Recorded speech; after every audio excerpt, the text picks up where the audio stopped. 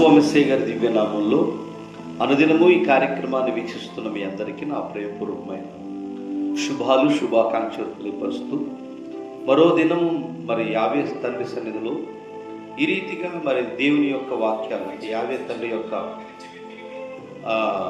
వాక్యాలను అలాగే వాగ్దానాలు మనం నేర్చుకునే అవకాశం పరమ తండ్రి మనకి ఇచ్చినందుకు ఆయనకి మహిమ చెల్లిస్తూ అందరికీ హృదయపూర్వక ప్రార్థన చేసుకుని కార్యక్రమాన్ని ప్రార్థన ద్వారా ప్రారంభించేద్దాం. కృపగలిగిన తండ్రి, పరిశుద్ధుడా, జీవాధిపతి అయిన తండ్రి, నీ శ్రేష్టమైన ఘనమైన నామాన్ని పొందనాలయ్యా.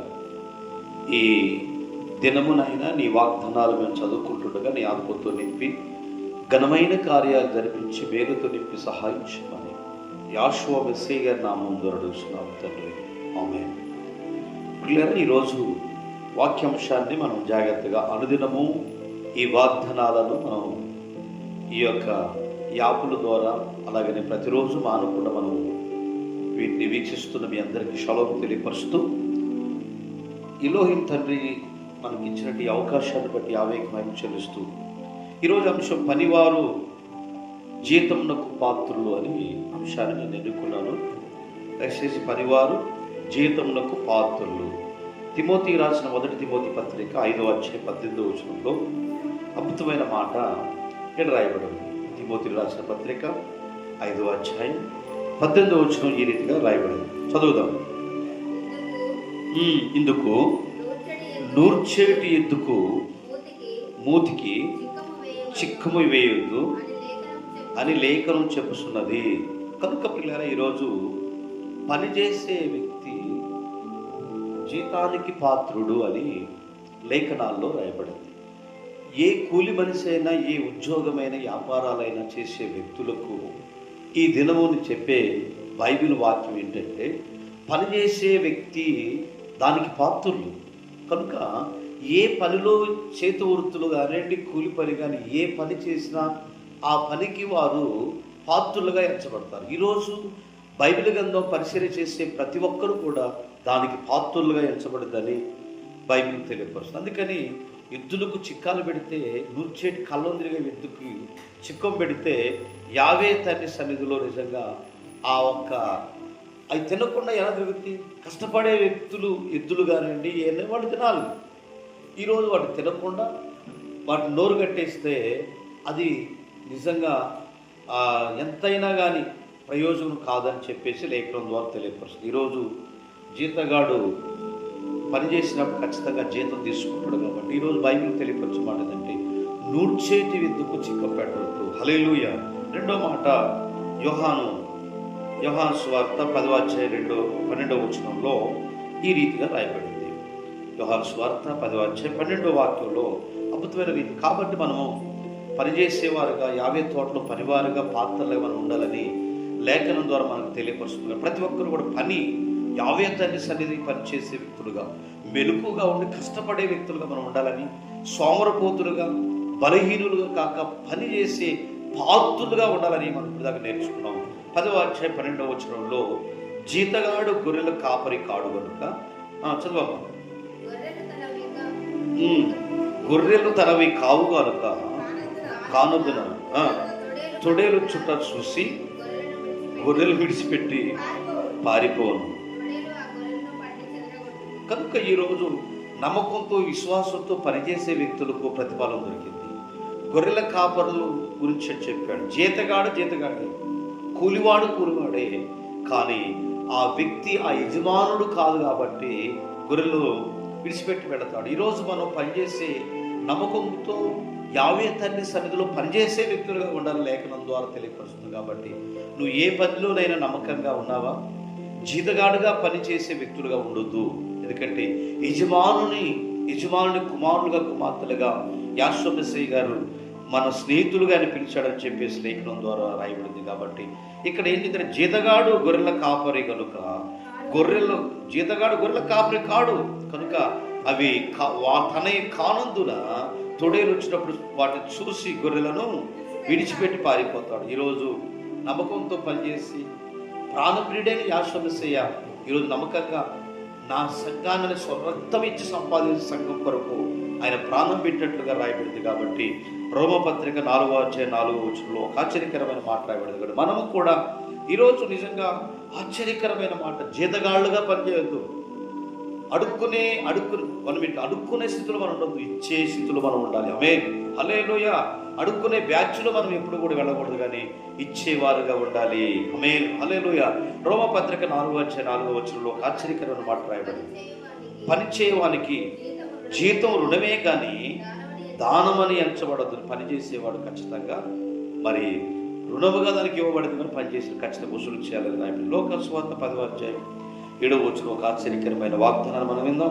కనుక పనిచేసే ప్రతివాడు చేయాలి, కష్టపడి పని చేయాలి, ఆ కష్టపడి పని ఇష్టపడి చేయాలని లేఖనం ద్వారా మనకు తెలియపరుస్తుంది. కాబట్టి ప్రియులారా, లోక వైద్యుడు చెప్తున్న మాట ఏంటంటే 10:7 ఒక ఆశ్చర్యకరమైన మాట రాయబడింది. పనివాడు తన జీతమునకు పాత్రుడు, ఇంటి వారికి ఇటు అటు తిరగొద్దని రాయబడింది. కనుక పనివాడు జీతానికి పాత్రుడు, ఇంటింటికి. ఈరోజు అడుక్కునే బ్యాచ్ ఇంటింటికి తిరుగుతారు. ఎవరు భోజనాలు పెడతారా, ఎవరు ఈరోజు ఆ బస్ స్టాండ్ దగ్గర సంచులు వేసుకొని చాలా మంది మనం అడుక్కునే స్థితిలో మన దేవుడు పిలవలేదు. మన తండ్రి యజమానుడు ధనవంతుడై ఉన్నాడు కాబట్టి మనం అందరికి ఇచ్చే స్థితిలో మనం ఉన్నాం. పని చేసేవారుగా ఉండాలి, జీతానికి పాత్రులుగా. గొర్రెలు వచ్చినప్పుడు జీతగాడుగా మనం పారిపోకూడదు, కానీ ఆయన పని చేసిన మనకు ఖచ్చితంగా ఇస్తాడని లేఖనం ద్వారా తెలియపరుస్తుంది. రోమపత్రిక 6:23 రాయడం. కనుక మనము ఏ పని చేయాలి, ఎలా మనం పని చేయాలి, నమ్మకంతో యజమానునికి మనకు అప్పచెప్పిన పని నమ్మకంగా చేసేవారుగా ఉండాలని లేఖనం ద్వారా మనం తెలుసుకుందాం. రోమపత్రిక 6:23 ఏలయనగా పాపం వల్ల వచ్చు జీతము మరణము, అయితే యావే తండ్రి యొక్క కృపావరము మన రక్షకుడిని యాశ్వమేసయ్య నందు నిత్య జీవం. ఈ పనికి నిత్య జీవం మనకు ఉందని విశ్వాసముతో పనిచేసినప్పుడు ఆ నిత్య జీవంలో మనందరినీ కూడా కుమార్తెలుగా ఉంచుతాడని, పాపం వల్ల వచ్చే జీతం పాపం నుండి ఇడిపించబడి పాపానికి మనం బానిసలుగా జీవిస్తే నరకంలో ఉంటామని బైబిల్ తెలియపరుస్తుంది. కాబట్టి 1 కొరింథీ పత్రిక 9:18 అద్భుతమైన మాట రాయబడింది. కాబట్టి మనం యావే కృపావరములకు మన రక్షకుడు యాశ్వమేసైనందు మనకు నిత్య జీవం కలుగును. కనుక మనం పాపం నుండి నిజంగా విముక్తి పొంది మన రక్షకుడు యాశ్వమేసయ్య గారి యొక్క రక్షణలో ఉందాం. 1 కొరింథీ పత్రిక 18 ఒక ఆశ్చర్యకరమైన మాట. అట్లయితే నా జీతమేమి, నేను సువార్తను ప్రకటించుతున్నప్పుడు సువార్త యందు నాకున్న అధికారము పూర్ణముగా వినియోగపరచుకున్నటకు సువార్తను ఉచితముగా ప్రకటించుటకు నాకు జీతం అన్నాడు. ఉచితముగా ఈరోజు సువార్త ప్రకటించేవారు ఉన్నారంటే, అమ్మా మీ ఇంటికి వస్తే ఏమి ఇస్తారు, మా ఇంటికి వస్తే ఏమి తెస్తారని వారు ఉన్నారు. కాబట్టి ఉచితంగా యావే పరిసరంలో మహాత్ములు ఎందరో, మదర్ తెరీసా గారండి, ఎంతోమంది భక్తులు చాలామంది నిజంగా వారికి నమస్కరించే భక్తులు ఎంతో సువార్త ప్రకటించారు. కష్టపడి ఈరోజు సుఖపడుతున్నారు చాలామంది.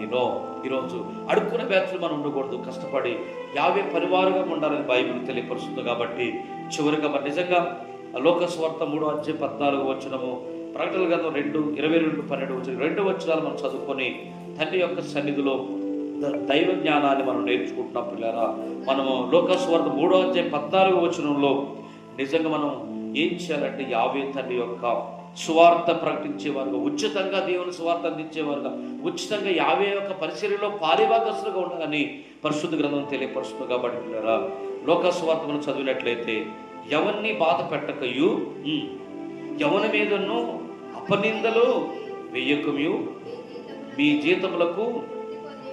జీతములతో తృప్తి పొందుకునుడి అంటారు. హల్లెలూయా. ఒకరిని చూసి మనం ఎప్పుడు కూడా ఒకరితో పోల్చుకోవద్దు. మనమే గనులుగా ఎంచుకోవాలి. పక్కన ఇల్లు కట్టేబట్టి నేను ఒక ఇల్లు అని చెప్పి అప్పు చేసి కడితే ఇల్లు గొల్లు అయిపోతాడు. ఈరోజు మనం పక్కవాడి అందముతో, పక్కవాని బట్టలతో మనం ఎప్పుడూ పోల్చుకోకూడదు. మనకిచ్చిన దాంట్లోనే సమృద్ధి కలిగిన వాళ్ళకి మనం ఉండాలని యావే తండ్రి వాక్యం చదివిస్తుంది. కాబట్టి ఈరోజు మనకి తృప్తి కలిగిన వారుగా, ఉండాలని లేఖనం ద్వారా మనం నేర్చుకున్నాం. చివరి మాట 22వ అధ్యాయం 12వ వచనంలో అపోస్తలుడు యోహాను గారు మరి నిజంగా 22వ అధ్యాయం 12వ వచనాన్ని తెలియపరుస్తున్నాడు. మనమందరం కూడా ఈరోజు ఆయన పనివాళ్ళుగా, ఆయన సేవకులుగా, సేవ చేసే వ్యక్తులుగా, ఉచితంగా పేదలకు ఒక ముద్ద అన్నం పెట్టేవారుగా, మన కష్టపడి పనిచేసి యావే పనిలో నమ్మకంగా ఉండాలని తెలియపరుస్తుంది. కాబట్టి ఎవరిని బాధ పెట్టవద్దు, ఎవరికి కూడా ఇబ్బంది కలగొద్దు, ఎవరికి కూడా మనము హాని కలగొద్దు. కానీ మనకు జీతం మనం ఉన్న దాంట్లోనే మనం తృప్తి కలిగిన వారుగా ఉండాలని తెలియపరుస్తుంది. యోహాను గారు రాసిన ప్రకటన గ్రంథము 12వ అధ్యాయం 22వ అధ్యాయం 12వ వచనం, ఇదిగో నేను త్వరగా వచ్చుచున్నాను, వారి క్రియలు చొప్పున ప్రతి వానికి ఇచ్చుటకు నేను సిద్ధపరిచిన జీతము ఉండదు. హల్లెలూయా. నువ్వు ఏ స్థితిలో ఉన్నావు నా సహోదరి సహోదరులారా, ఆయన త్వరగా రాబోతున్నాడు. కాబట్టి మనము ఈరోజు ఈ వాగ్దానాల ద్వారా యూట్యూబ్లో మీరు వింటున్నాం. ప్రియ సహోదరి సహోదరులారా, మనమందరం కూడా జీతానికి పాత్రులు ఎవరు అని అంటే నిజంగా పనిచేసేవాళ్ళు. పని చేయకుండా స్వామరిగా తిరిగే వాళ్ళు ఎంతమంది ఉన్నారు. అంతా నాకే రావాలని కోరుకునే వాళ్ళు ఉన్నారు. మనం ఉచితంగా సువార్త అందించే వ్యక్తులుగా, సువార్త పరిచర్యలో నమ్మకంగా పనిచేసే వ్యక్తులుగా, ఇంటి పని ఒంటి పని కానీ ఏ పని చేస్తున్నా నేను ఈ దేవుడు ఏ పనిలో ఉంచాడో అదే పనిలో మనం ఉండాలని కోరుకుంటూ అట్టి కృపా ధన్యత మీ అందరి కుటుంబాల్లో దయ చూపించి ఈ దినమంతా ఈ వాగ్దానాలతో నింపి సహాయం చేయను కాక. మీ అందరి కొరకు చిన్న ప్రార్థన. బైబిల్ కలిగిన తండ్రి పరిశుద్ధుడా, ఈ వాగ్దానాలను ఈ బిడ్డలు ఏ క్షణమంది వీక్షించిన వారిని వారి పిల్లలను ఆశీర్వదించండి.